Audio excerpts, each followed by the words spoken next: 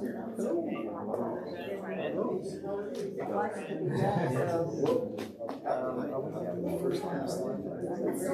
pointed that out.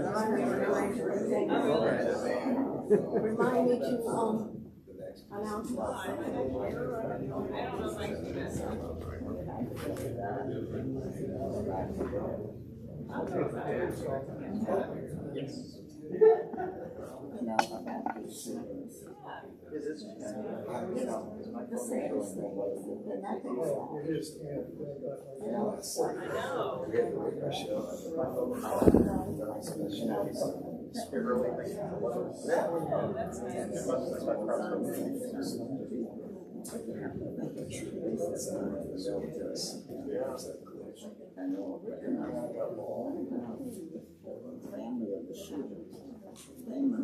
Just let me know whatever you're talking about lately. It's like I was going to I was hired with the choir in St. Dunstan's, but they moved the choir for the time when I go. So I must be in the choir. So I don't have an obligation, like a specific obligation. And I don't particularly like getting in there on Sundays, but I'll do it. Get out and say hello.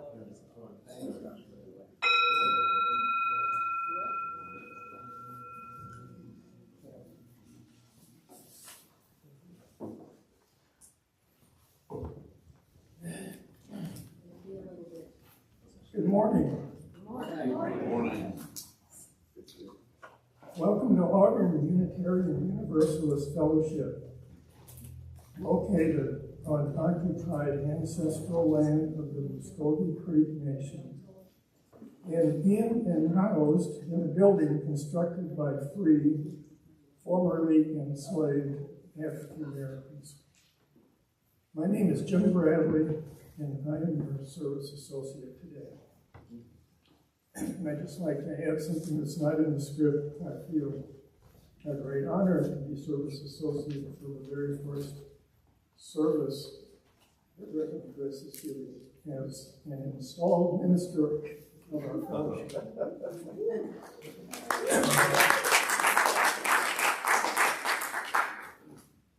If this is your first time here, or your 101st time, we are glad you are here. If you carry the weight of a weary world on your shoulders, or you enter through the doors with a song in your heart and a skip in your step, we are glad you are here. If you are the loudest voice in the town square, or the subtle hand behind the scenes, we are glad you are here. If you have failed once or 1,000 times, we are glad you are here. If you sing like angels or mumble behind the hymnal, we are glad you are here. This community is what it is because of your presence. So welcome into this space of love, support, justice, compassion, fellowship, and worship. We are glad you are here. I now call your attention to the announcements that are printed on the back of the order of service. Please read these for important information about fellowship life. Spoken announcements will be heard at the end of the hour. So now, on behalf of the members of the fellowship, I extend a special welcome to all visitors, especially those who are joining us for the very first time, but also to those of you who still feel like visitors. If you've not already done so, please fill in our visitor book at the front near the greeters back there, or digitally by visiting auuf.org/visitor. You may also contact our minister, Reverend Chris Rothbauer, at minister@auuf.org with any questions or concerns that you might have about our fellowship. So now, as we prepare for our service this morning, please remember to turn your devices, your phones, and other devices to silent.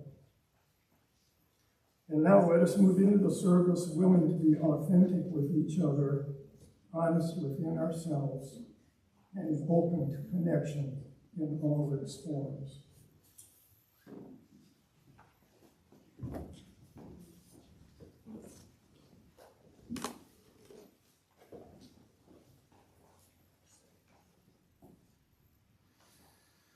Our opening words this morning are from Susan Maginn. From beyond the playful summer clouds, beyond the earth's thin blue line, from beyond the bright moon and interior showers, we hear the call to look and listen carefully, to turn away from a world that buys and sells happiness, to fully experience the luring whisper of your heart's truth. Why not today? Why not now? We are here and together at home in this evolving place, home in this ever-changing breath and body, home in this dewy morning, even as it reaches toward a hot, high noon. We hear the call from beyond and deep within, and we do not hear it alone.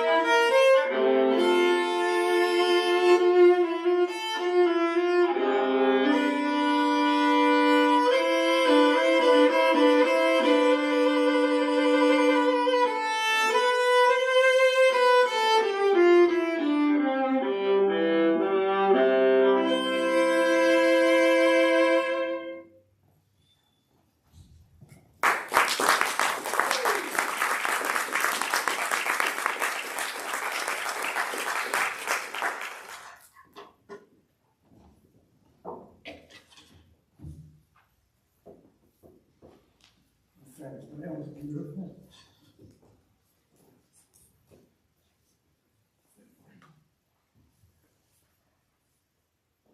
We light our chalice this morning with these words from Paul Sprecher. We light this chalice for the web of life which sustains us, for the sacred circle of life in which we have our being, for the earth, the sky, above and below, and for our Mother Earth, and for the mystery.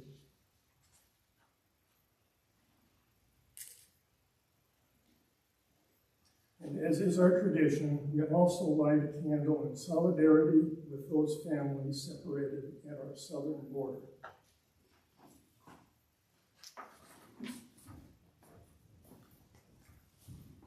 I would now like to invite you to rise in body or in spirit and join in singing our opening hymn, hymn number 346 in the great hymn book.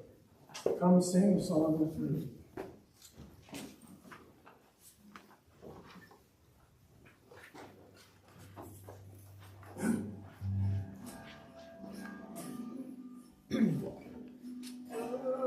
Sing a song with me.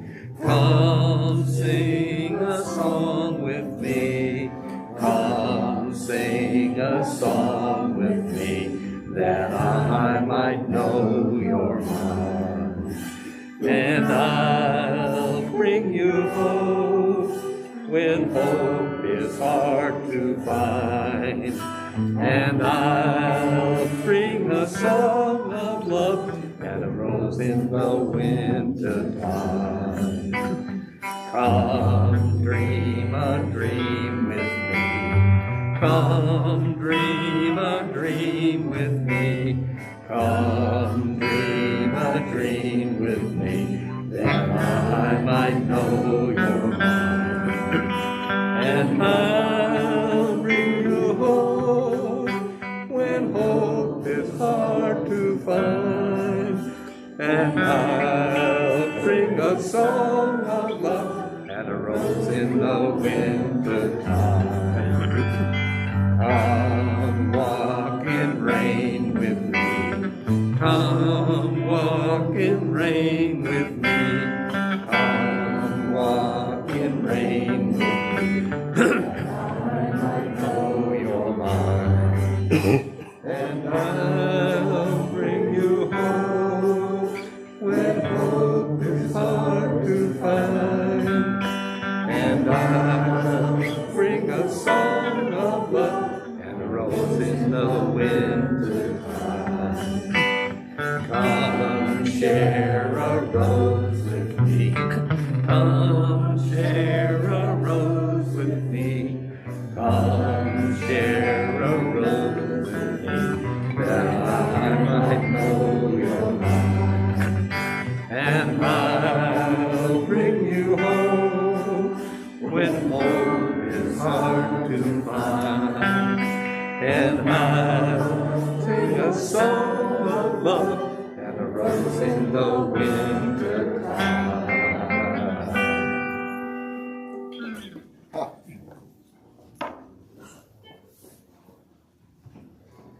One of the ways that we proclaim the warmth and caring of our community is by sharing our joys and concerns and milestones. If you are joining us virtually, we invite you to type your joy, concern, or milestone in the YouTube chat box during the music for meditation. We now invite those in person to, one at a time, drop a pebble into our communal bowl during the music for meditation. Spoken joys and concerns will be invited following the music.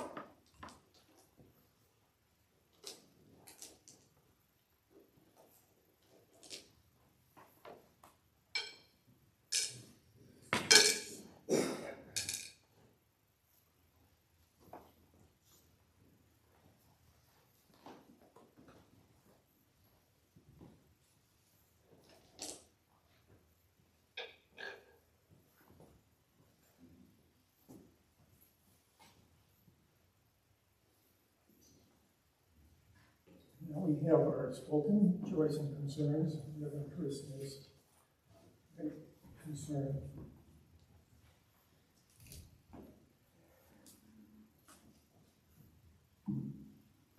This is a morning where my heart is simultaneously feeling broken and feeling joyful at the same time. I'm so grateful to everyone who made this past Sunday's installation service a reality. I don't just say it because it was my own and because you all are my congregation, but it's one of the best I've ever attended in any congregation. I've attended much larger that were not as good.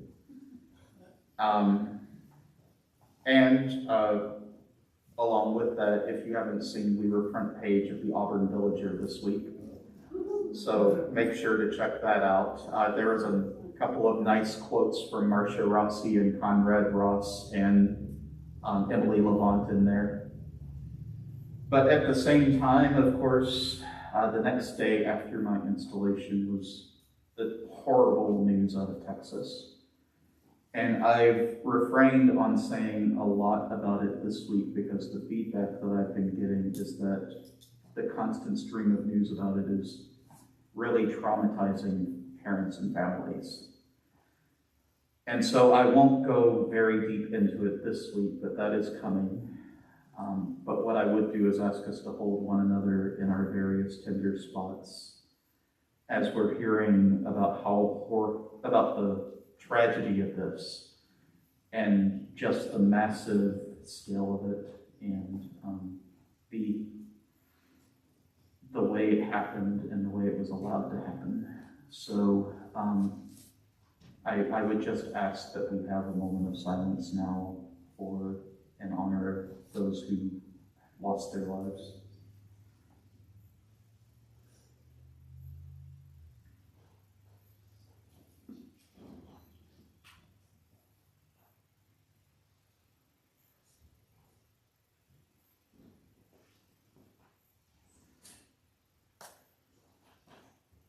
Blessed be.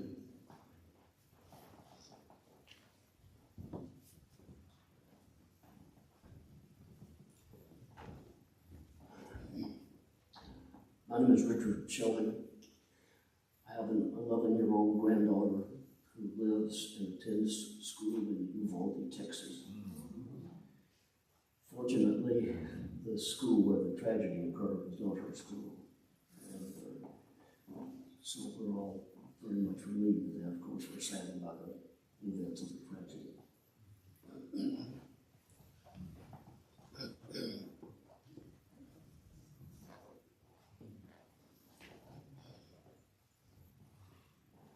You know, we've heard so much about the tragedy and the flags are at half staff and all, but I don't think we've ever heard about the shame of the family and friends of the shooter.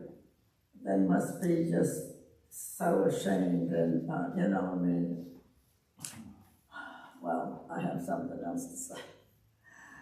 My cousin, Ed Bremer, we've been favorite cousins since we were small.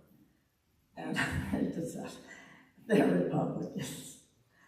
And he has always said that these shooters, the shooting is because we have a Democratic president.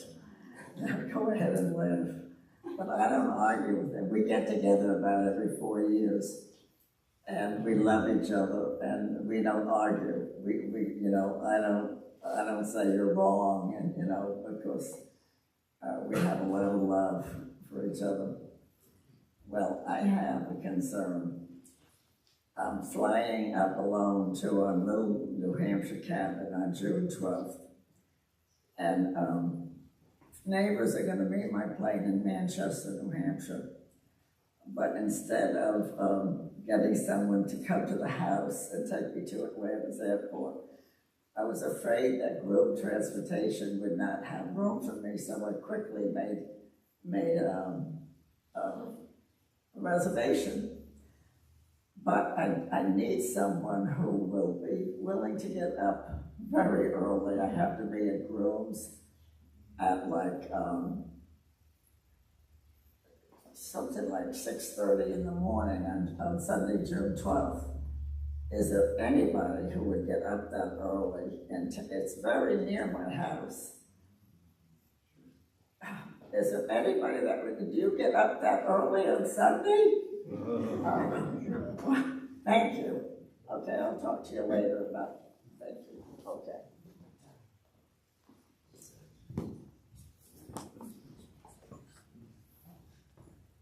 We have a joy. The past week was our 25th wedding anniversary.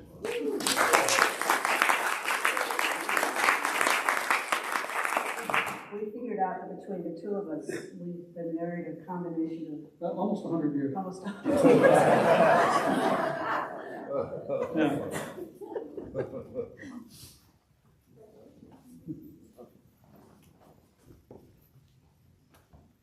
I don't mean to want to go that one, but you can hear me. My parents will be celebrating their 40th anniversary. We celebrated last night, but it is tomorrow. So that is Martha. You were part of it. There you go. That's Kyle, by the way, our youngest. Okay, fine.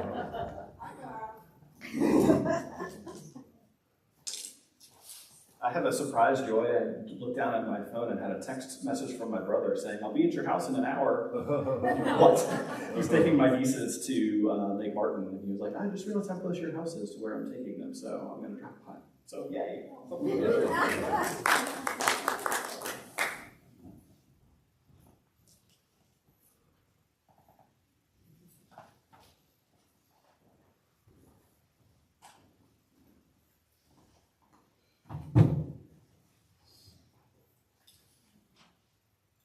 Thank you to all who shared these joys, concerns, and milestones this morning. So now may all the joys, concerns, and milestones of this community, those who shared aloud and those held in silence, be received into the care and concern of all present. Next is our moment for all ages, and CJ Margaret will lead that moment for all ages.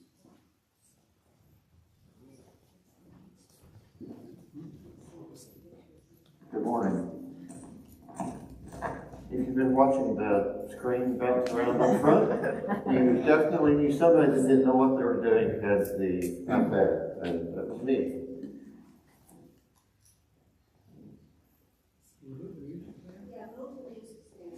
Move the music stand. Hang on. Thank you, Kyle. I knew he was good for something.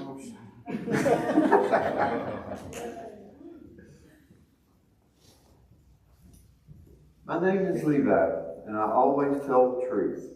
Well, most of the time. Well, this page is all over now. But I did wash my hands. Are you sure? Yep. But I did let the dog out about 15 minutes ago. She must not have gone. Are you sure? Yep. My room is clean. Did you just shove stuff under the bed like you did last time? Nope. Are you sure? Yep. Whenever I don't like the truth, I kind of sort of maybe make up stuff to say, other stuff to say. Sometimes the truth is boring, and sometimes it's just easier to tell people what they want to hear. Sometimes lying keeps me from getting into trouble. Besides, it's not like I tell great big whopper lies. I just tell little bitty ones. These eyes are not made for this. Last night I had homework to do, but I accidentally left it in my desk at school. When I got home, my mom asked, "Levi, do you have homework tonight?" I had to think really quick on my feet, and I come up with a story that she'd believe. I didn't have homework, but I couldn't tell her why. So I decided to tell an itty-bitty lie. We didn't have any. I think it worked. The morning when I got to school, the teacher asked, "Levi, where is your homework?" I had to think really quick on my feet. If I told her the truth, my teacher would freak. I didn't do my homework, but I couldn't tell her why, so I decided to tell another itty-bitty lie. I left it on our kitchen table. My mom was helping me with it last night, and I accidentally forgot to put it in my backpack. I think it worked.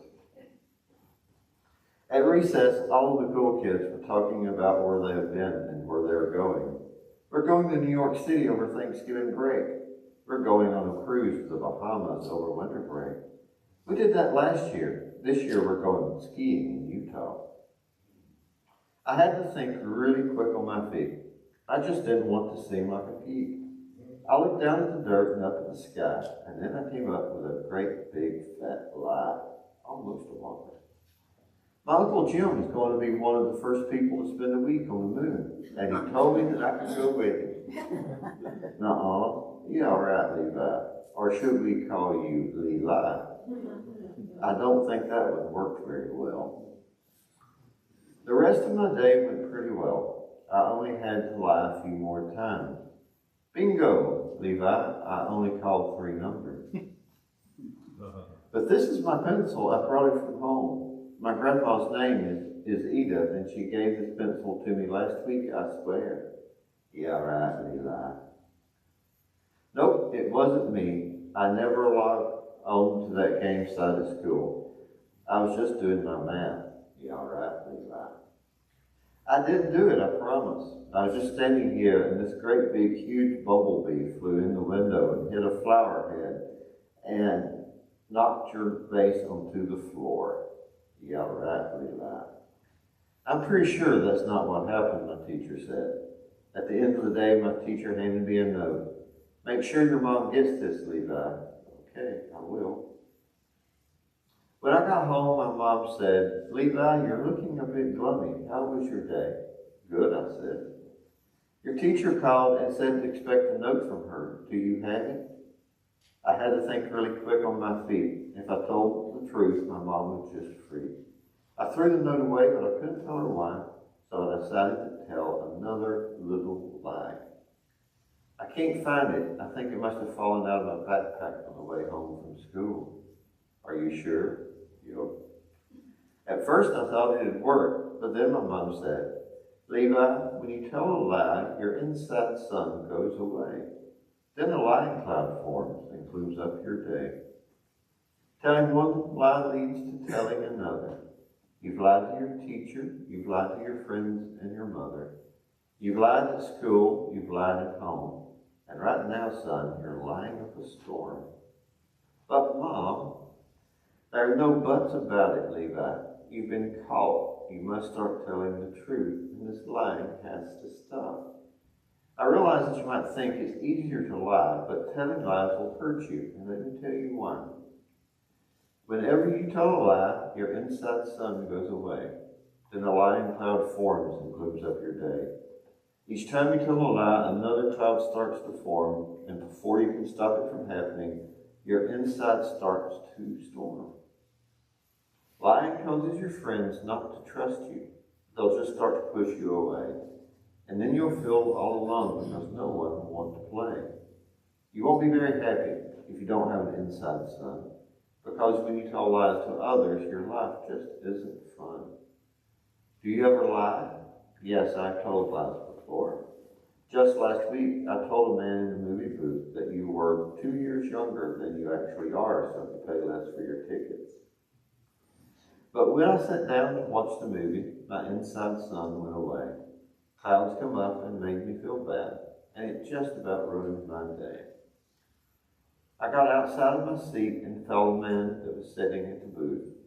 I paid him the extra money and then told him the truth. I started to feel much better inside, and my storm cleared up right away. I told the truth even though it was hard, and then I had a super great day. Levi, people all the time lie for a lot of different reasons, but that doesn't make it right. You can't do anything about other people lying. You can only control what you do. But I know for sure that you won't ever be happy if you don't have an inside sun, and telling the truth can help keep you safe.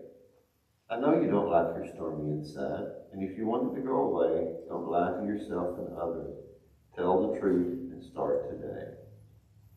I felt really awful. Not only was I lying to others, I was lying to me. My insides were wet and soggy, and I hadn't seen my inside sun for days. So I took my mom's advice and decided to give telling the truth a try. Mom, I lied to you about the note. I threw it in the trash so I wouldn't get in trouble. Thank you, Levi, for telling me the truth. She didn't freak out even a little bit. The next day at school, I told my teacher the truth about a lot of things. I'm sorry I lied. It was me that logged on to the video game site during math yesterday. Thank you, Levi, for telling me the truth. Oh, and I was the one who knocked over your vase. It wasn't a great big huge bumblebee. Thank you, Levi, for telling me the truth. Oh, and I really did have a bingo yesterday. I really didn't have a bingo yesterday. I just wanted to win. Thank you, Levi, for telling me the truth. My teacher didn't freak out. I was shocked. At recess, I told the cool kids that I'd lied about my Uncle Jim going to the moon. And then I said I was sorry. It's okay, Levi. Want to play football with us at recess? They didn't freak out either. Just before the bell rung, I told Edith the truth about her pencil, and then I gave it back to her. She totally freaked out on me. Figures. By the time I got home, my story was gone. My mom was right. Lying feels wrong. From now on, I'll know what I need to do. No matter how hard it is, I'm telling the truth. Levi, did you wash your hands? Yeah. No. I'll go do it right now. The end.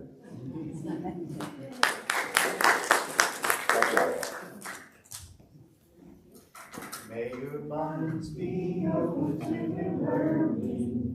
May your words bring truth into the world. May your hearts know love and your hands do justice as you grow your ways. As you grow your ways. As you grow your ways.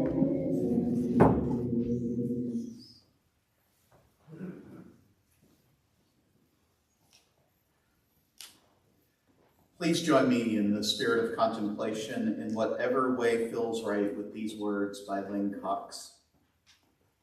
Let us come together now. Bring us close to the earth, ear to the whispering grass, quietly, attentively, waiting with slow breaths, listening for the very stones to cry out, with their rocky stories of tectonic plates meeting and parting, their mineral memories of Hadean days, molten rocks flowing and joining, their ancient legends of stars born out of the collapse of other stars. Let us remember. Let us to piece together our oneness with matter, our oneness that matters. With one more deep breath, may we rise, star-stuffed, walking and rolling across the surface of an impossible blue-green planet. May we join together to heal what is divided. May we find wholeness within, without, among, and between.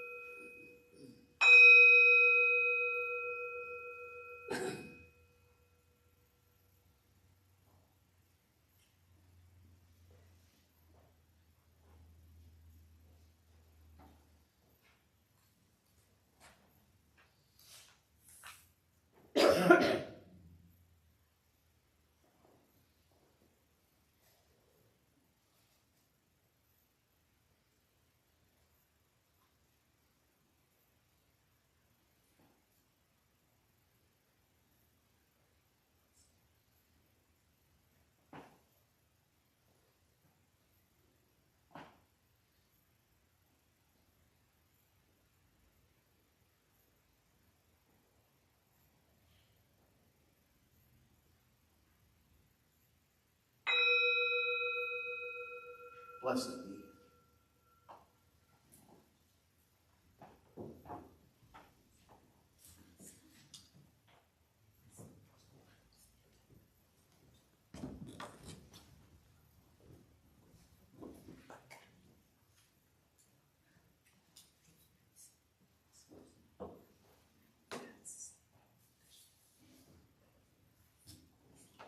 This religious community exists by its mission as a fire exists by burning. But a fire cannot burn without fuel, and it is the time, the energy, the imagination, the vision, the creativity, the compassion, the love, and the financial support of the members and friends of this community that fuels our mission to nurture and sustain a welcoming, inclusive, and diverse liberal religious community that transforms lives and serves the world. Your support, the free and generous support of each and every member and friend of this community, is what fuels this community and its mission. And without your support, the flame of justice, community, and love cannot burn brightly to warm ourselves and be a beacon in a world threatened by division and fear. To make a donation online via PayPal, please visit auuf.org/donate. Please indicate in the notes whether your donation is for your pledge or for the offering. If you are writing a check, please make your check payable to AUF with a note on the memo line about whether it is for your offering or for your pledge. And drop it in the offering bowl or mail it to P.O. Box 669, Auburn, Alabama, 36831. And if this is your first time with us, please allow the offering basket to pass by. Your presence with us is gift enough. The offering will now be gratefully received.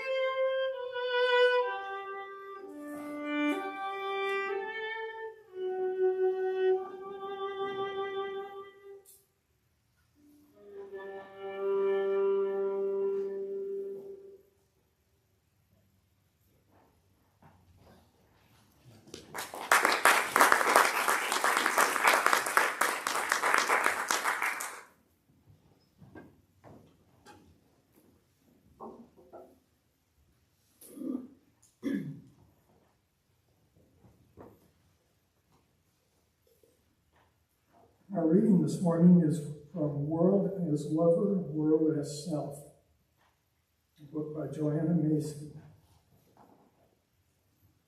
In the first movement, our infancy as a species, we felt no separation from the natural world around us.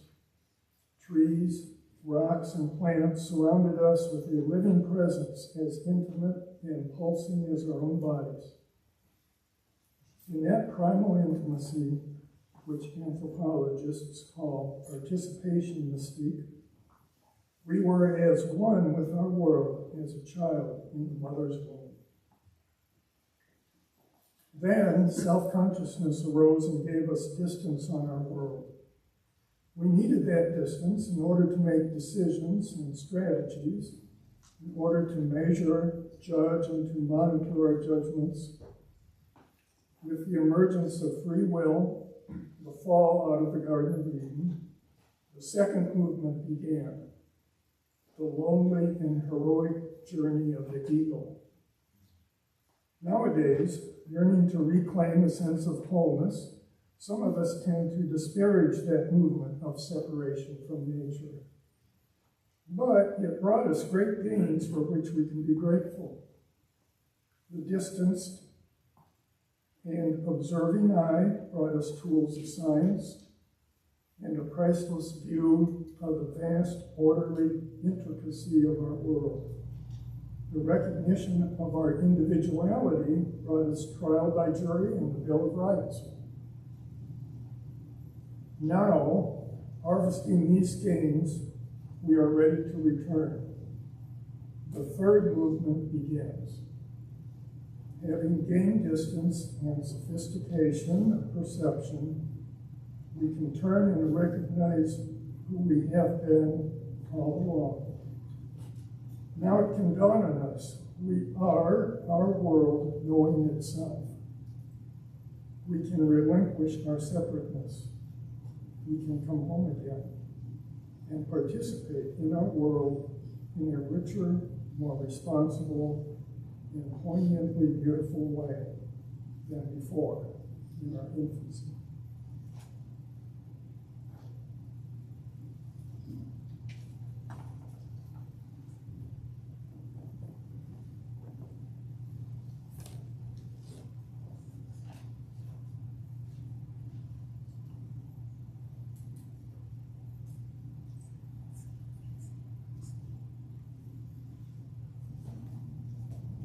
So I've got a question to start us off with today.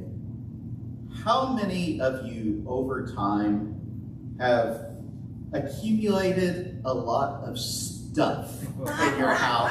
Well, this is like Family Feud when people buzz into Our Lady. And you decide that the way to get rid of some of that stuff is to put it in a pile and take it off to Goodwill or a thrift store or a yard sale. I saw Terry raising her hand. Now you all can raise your hands. And how many of you have a spouse or a partner or children or someone else who you create a pile of stuff and they strongly disagree with you about that pile of stuff that needs to go off to Goodwill? I saw a couple of hands on that one. Or maybe you were even the one who strongly disagreed. I fear I might be needing to do some pastoral care after the service today.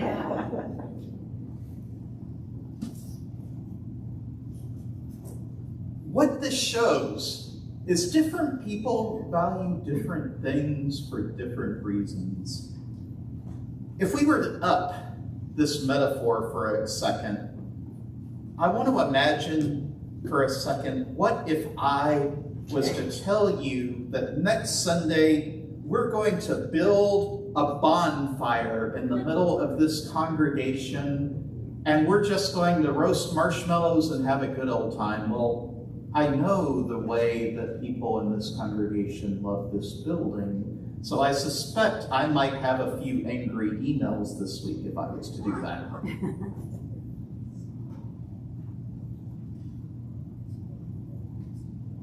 And yet, There are people who do things in church buildings all the time that I disagree with. For instance, a Bring Your Gun to Church Day that was promoted by an Assemblies of Christ church a few years ago. Or a church gun giveaway. Now, I bring these up knowing these are sensitive subjects, but they do show us that what you value in your life is what you will center it around. I don't particularly have much interest in going to, let's say, the Atlantic Ocean and doing some deep scuba diving for the ruins of the Titanic. It's not that I don't find that terribly interesting, but I've never gone much further than the bottom of a swimming pool. So I'm not sure I'm the right person to try to go down to the Titanic. And yet there are people for whom that is their life. My point in all of this is that what you value is what you will cling to. And what you don't value is what you won't pay much attention to. Now, this year, the Social Action Committee made a commitment to try an experiment where we spent the entire year focusing on one social justice issue and the various intricacies of it. And we picked environmental justice. Part of my way of supporting that commitment was devoting Fifth Sundays to exploring different aspects of environmental justice. And I've been doing that since August, and can you believe this is the last Fifth Sunday of the church year? We begin our new church year on July 1st. So this is the last time I'll be preaching on it this year. But don't worry, I'm not going to stop preaching on environmental justice. But it did raise a question for me. I've said a lot this year. What more could I leave you with?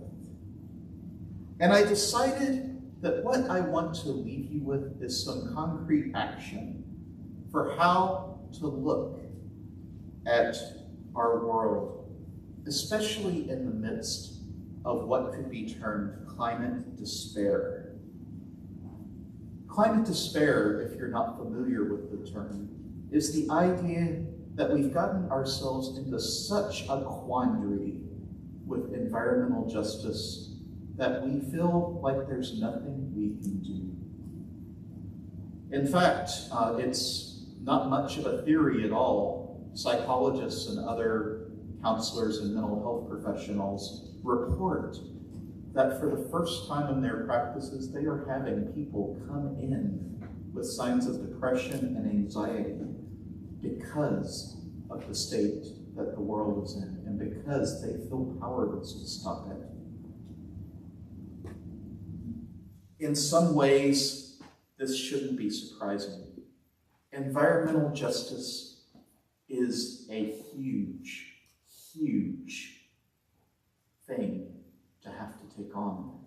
And it is true that no one of us is going to fix it. It will take sustained systemic action in order to do so. And yet, the paradox of systems theory is that systemic change doesn't come about without individual change as well.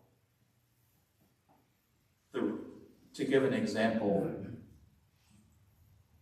the reason we don't see outright protests against integration nowadays is because the systemic action that happened with the Supreme Court allowing people of color into public classrooms allowed that generation to have much more exposure to people of color than their parents or grandparents might have.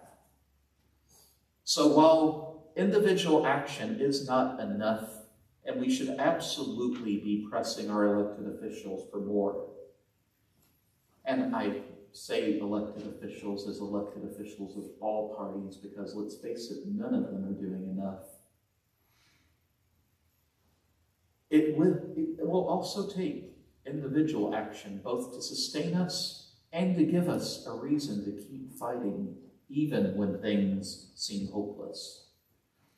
Because as the benediction that I gave a few weeks ago from Martin Luther said, even if the world were to go to pieces, I will still plant my apple tree.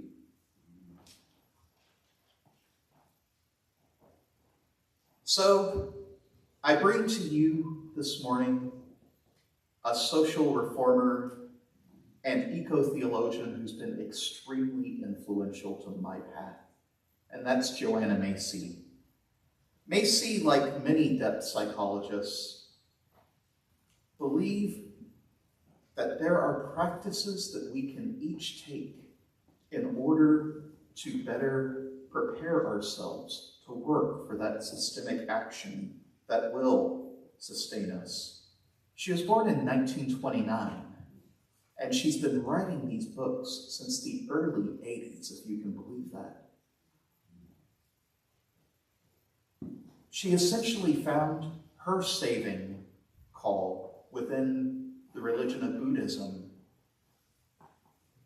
But she wondered, how does Buddhism interact with depth ecology and systems theory, which she was also interested in? Now, depth ecology is a subject in which psychologists look at how we can train our minds to better see the interconnections in reality. Because as Macy and other depth psychologists believe, there was a primal time in which we saw interconnection as reality, in which we felt it in our bones, in which it was just natural. For many, they would say that that's why some of the early religions were very nature-based, very animistic, in that all things have sentience. And it's not that all things have sentience like you and me, but that they all belong to this earth, to this universe, and that there is something to learn from all of them. I read one depth psychologist, David Abram, recently, who suggested that if you need any more proof of this, go out, think about a landscape that's just drawn you, like the Grand Canyon, or a mountain range, or something that has just completely left you at awe for no rational reason. This is what we're talking about.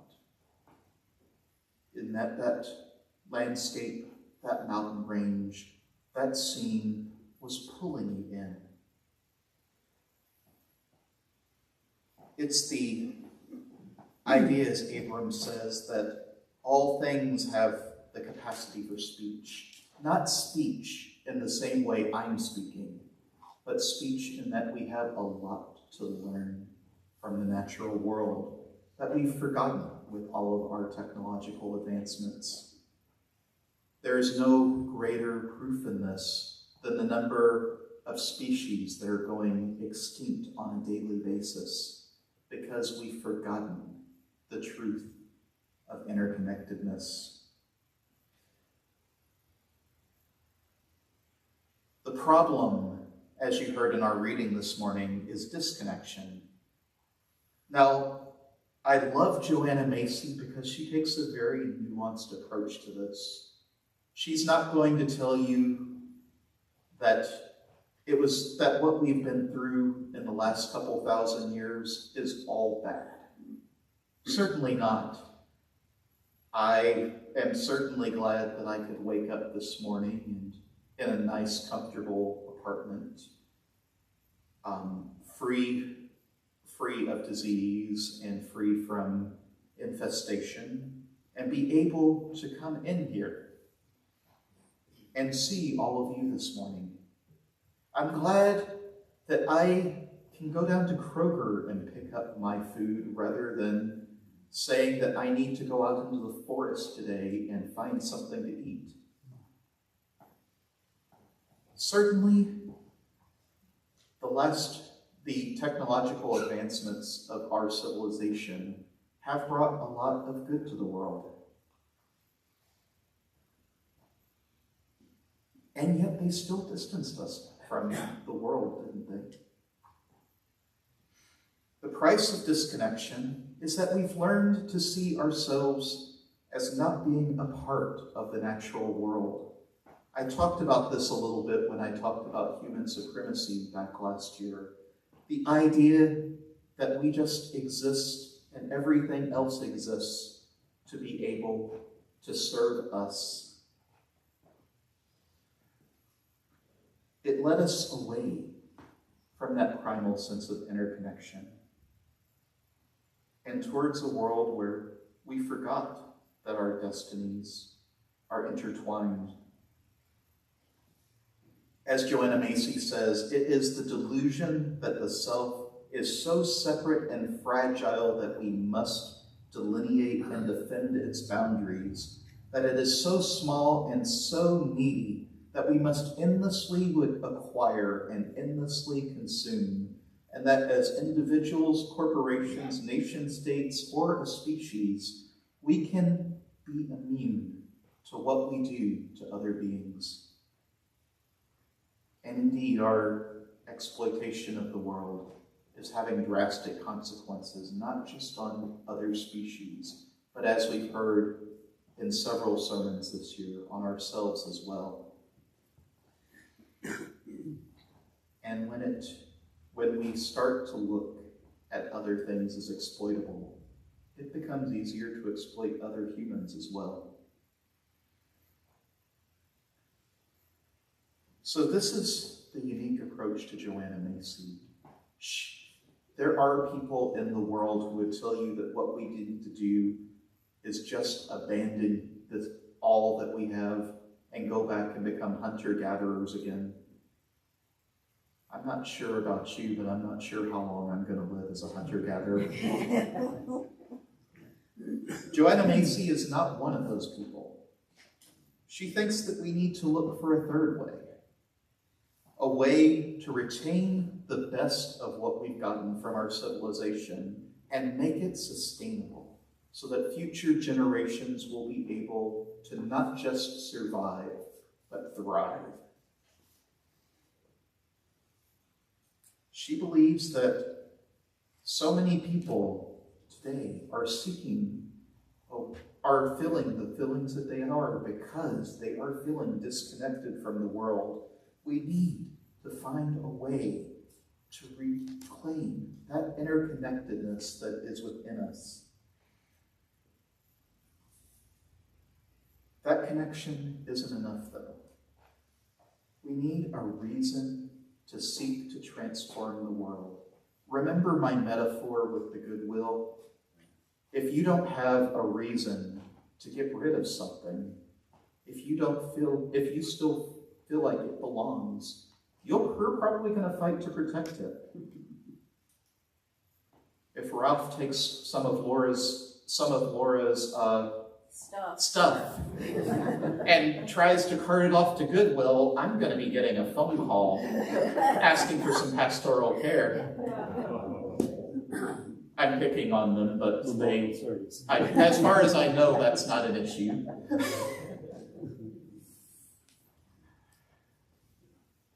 Just so, if you feel within your bones that you belong to this earth, you will have a reason to keep waking up and fighting for it. Even when it feels like the world's going to go to pieces, you're going to have a reason to get up and plant your apple tree.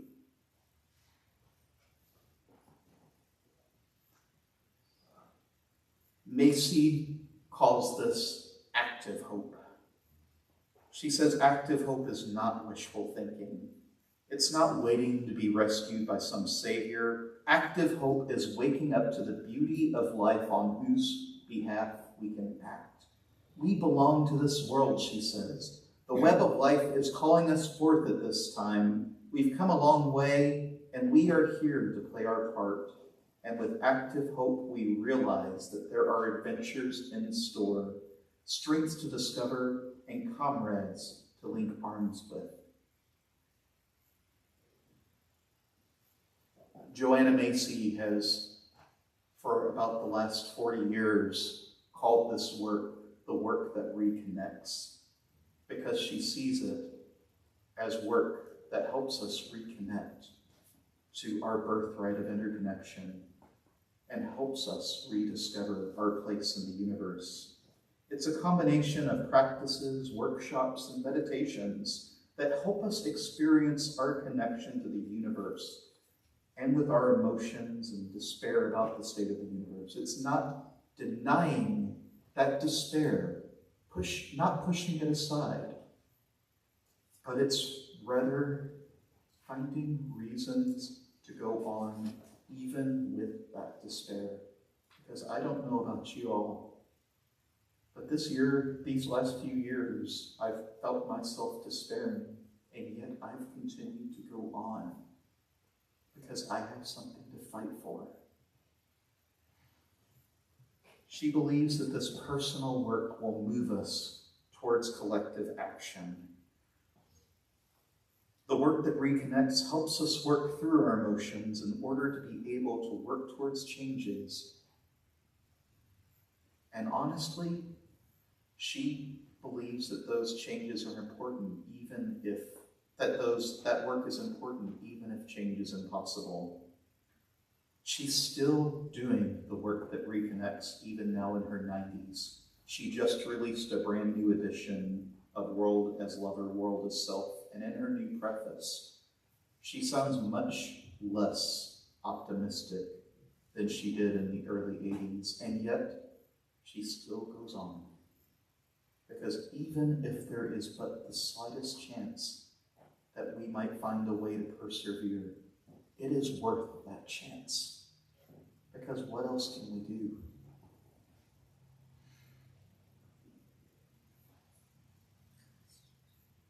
She says that by inviting in these experiences of interconnection, we can enhance our sense of belonging to our world. This mode of being widens and deepens our sense of who we are. And that's a key thing, is that we're not just doing it for everyone else or for the world. We're doing it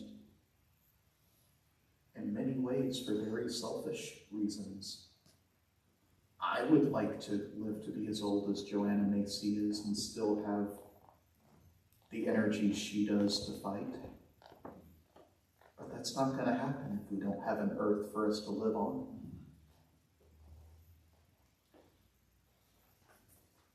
So, you all know that I hate theory without action. I'm not going to tell you, well, I will tell you to go look for Joanna Macy workshops online. But I also am going to invite us to do one of Joanna Macy's work that reconnects meditations right now. And here's what I want you to do. She advocates telling people to lie down on the floor. Now, I'm going to make a somewhat... I like that you raised your hand when I said that. You may absolutely lie down on the ground if that's comfortable, but I'm going to make this a little bit more accessible because there are some folks in this room that if I tell you to lie down, you're going to need help getting back up. So I want you to get comfortable where you are, whether that's sitting, you can stand if you'd like, you can lay down if you'd like. The big thing is to make sure your feet are on the ground and that they're relaxed.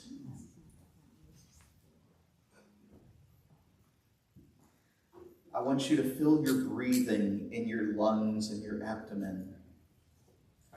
Feel how it glides up, in and out.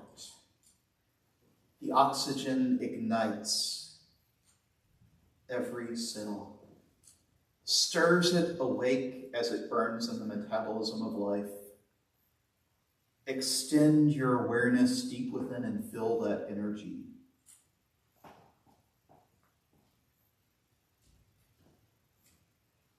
Now feel that energy all around you too, sustaining all the bodies in this room, weaving us into the web of life. Imagine you can see interlacing currents, the threads of light. See how they connect us and extend beyond this room, this moment. Experience the great multiplicity of strands formed by countless relationships, woven of the work and food, the laughter and tears you shared with others. These strands shape who you are. They hold you in place. Sense those interwoven strands.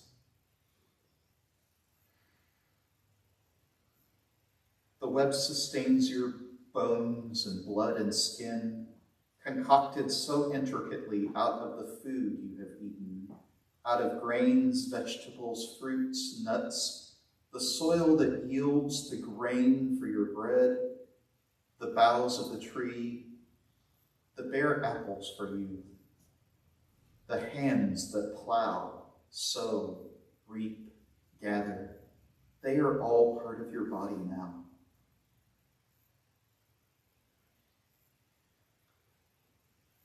Back through time, this web extends. Mothers, fathers, great-grandmothers, and great-grandfathers, giving you your coloring and features, your gestures, your tone of voice. The web extends back through countless generations, through numberless ancestors we share, all the way back to those with gills and wings. For it is of star stuff evolving that we are all made in the flowing of time. We are each a jewel in the vast net that called us into being. Each of us an irreplaceable gem, sparkling with awareness, reflecting the world. Sound of gull crying over the sea, sight of mountain rising, colors of sunrise, sense of pine and loam, the excitement of a new idea, the melody of a half-forgotten song.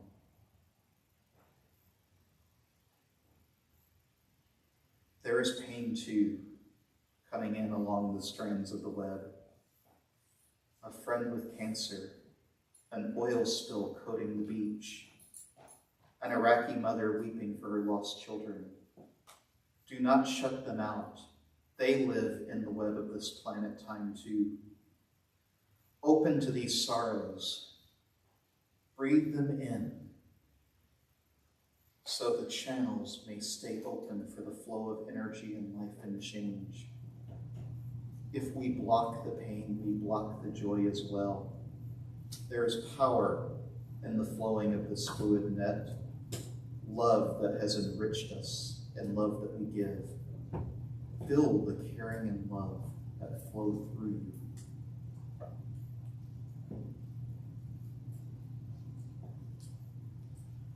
Open to the pulsing of the web, its murmurs, whispers, tugs. Through the vast network, all forms arose, intelligence arose.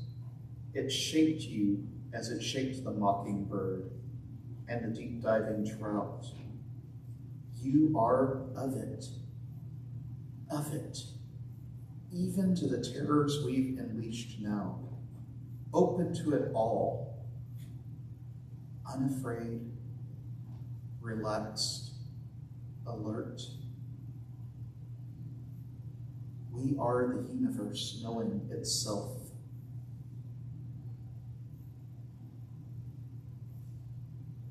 To all our siblings we open now. In this time of great hardship, we go now through a dark place, but we do not go there alone. And we do not go without our own timeless knowledge of the dark. We come from it. It is behind our eyes, and we will look into it together until the dark itself is clear and home. There is nowhere you can go where you're not held in the web that sustains us all. invite you to feel that web for just a few moments.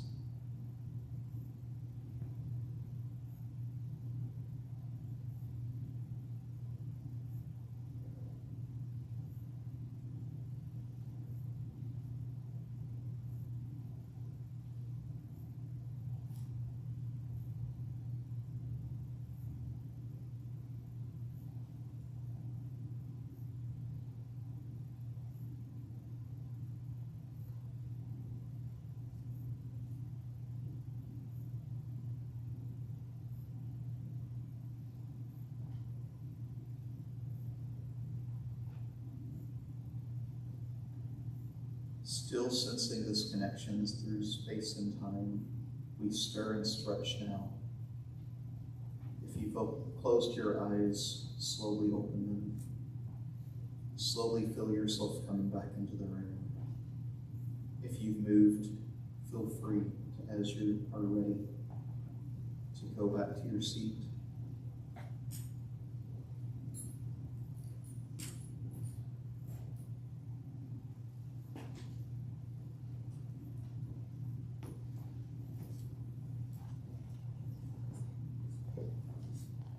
This meditation is but a little part of Joanna Macy's work. And whether you liked it or not, whether you felt stirred by it or not, I hope that what you get out of it is that we need our connection. We need to feel that connection to the earth. I know for me, as I've done this sort of work and felt myself open back up to the web, it's made me realize how much I need the universe as much as she needs me. Our very survival may lay in our ability to organize for creative change. And our best chance is to learn to care about the universe again by remembering that interconnectedness is not just a nice sounding theory, but a fact of reality. Joanna Macy said, if the world is to be healed through human effort, I am convinced it will be by ordinary people, people whose love for this life is even greater than their fear. As we close our social justice focus this year, may our love for the universe win out over fear every time, and may we work to sustain this world that gives us so much. May it be so.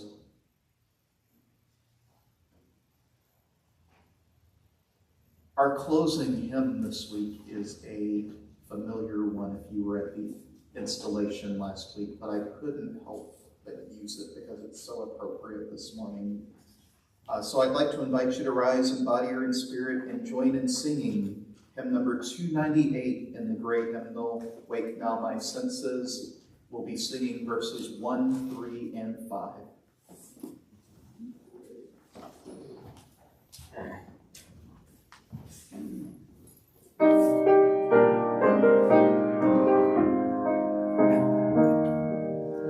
Wake now my senses and hear the earth call. Feel the deep power of being in all. Keep with the web of creation your vow. Giving, receiving, above us found. Wake now, compassion, give breath to the cry. Voices of suffering fill the wide sky. Take as your neighbor, both stranger and friend, praying and striving their hardships to win. Wake now my vision of ministry clear, brighten my pathway with radiance here. Mingle my calling with all who will share, work toward a plan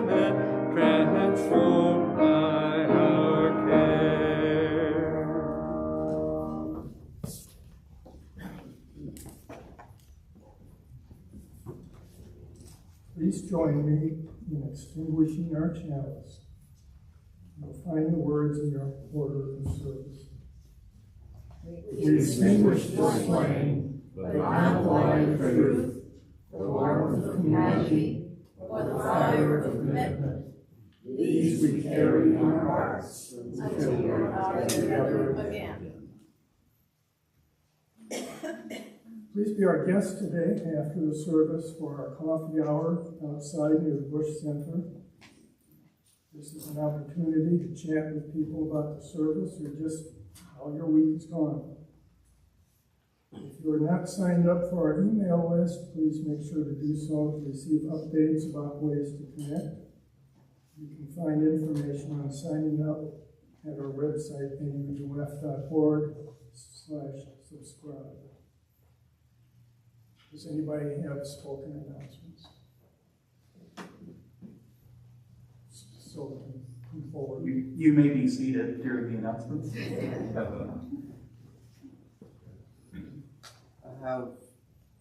Good morning, I'm CJ.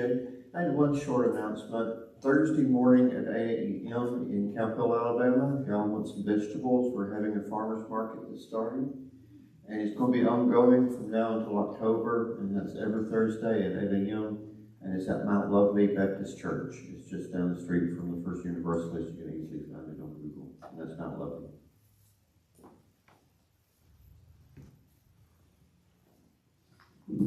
The announcements also show that choir is meeting Wednesday and Friday. No, we're not. My guess is something else was supposed to be going on Friday or a finger stutter, but it's just Wednesday night. Clarify, I think that if it's on our calendar, the Friday night is a reception for the artists and the artwork here in the sanctuary from 5:30 to 7:30.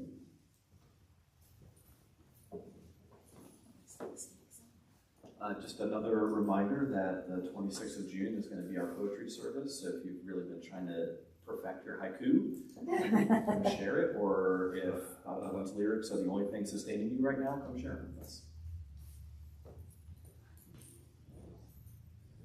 Hi, I'm Stephanie Strowski, Camilla's daughter, and I just wanted to say, in connection with the earth, the blueberries decided to ripen in my garden yesterday, so I brought some to share with everybody. Blueberries. Ooh. You're my friend.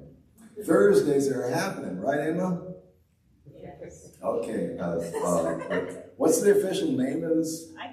The summer music. I'll come announce it. Live music. Okay, good. Yeah. So St. Dunstan's is having I was in charge of this series last year, sort of, but now I'm handing it off to Patrick McCurry, who's much more equipped. He used to do the series at the museum. Anyway, so Thursday evenings, 5:30 to 6:30, June and July, at St. Dunstan's, free, eclectic, appealing local music. Come by. And we also have someone playing at Art Walk, which is Friday, June 10th. So Thursdays plus a Friday. And Andrew here is opening with Ted McVeigh. Woo! This coming Yes, Thursday. this coming Thursday. And that'll be great. And we'll see Yeah. Ted again. And 5:30 to 7. It's called Music for a Summer's Evening. That's what it's called. And so you're invited. That's the series name. Not series, never mind. Are there any other announcements? You'll see in the announcements on the programs that we have a business meeting next Sunday. Some people will be here in person. If you do not plan to be here in person, you folks out there, then make sure you get your ballot sent back to us in the mail, and it arrives hopefully by Friday, but definitely no later than Saturday, because otherwise your vote won't be counted. Oh, and if you're here in person, the business meeting will start shortly after the service. You'll have a time to break and get maybe a cup of coffee quickly and come back.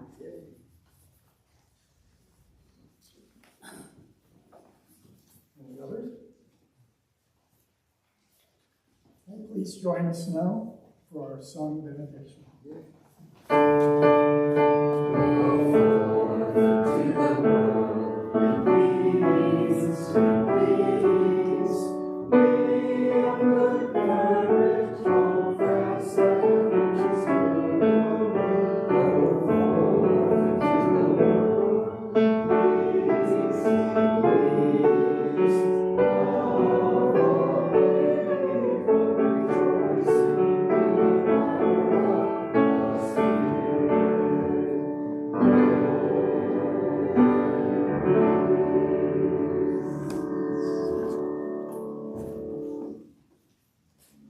Our benediction by Denise Colley. Love our earth, take action to consume less, use less energy, respect water, and be cooperative, collaborative, and creative community. Like the moss and the mushroom, our children's lives depend on us. Amen. Blessed be, and go in peace.